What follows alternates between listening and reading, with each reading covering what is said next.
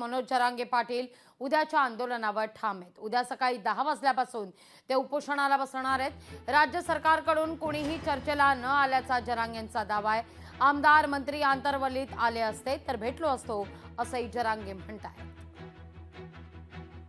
शंभूराजे साहेबांवरती विश्वास आहे, ते काय करायचं करतील बघतील, परंतु आमचं म्हणणं आहे की उद्याचं उपोषण होणार आहे। उद्या उपोषणला प्रशासन भेटीला आलं नाही किंवा सरकार भेटीला आलं नाही म्हणून काय उपोषण थांबणार नाही। उद्या ते उपोषण कठोर सुरू होणार आहे, उद्या 10 वाजल्यापासून सकाळी। पण सरकारला माझी विनंती आहे की जे काय तुम्ही देऊ केलेलं आहे, सगळ्या सोयऱ्याच्या अंमलबजावणीपासून 3ही गॅजेट, 83 क्रमांकाला मराठा आणि कुणबी एकच येते, आणि ज्या मराठ्यांच्या नोंदी सापडल्या त्या नोंदीच्या आधारावर मागेल त्या मराठा समाजाला कुणबी प्रमाणपत्र द्यायचे, कारण दोघांचाही व्यवसाय सारखा आहे, दोघांचाही रोटीबेटी व्यवहार होतोय। लोकशाही मराठी ऐका, पहा, जागरूक रहा।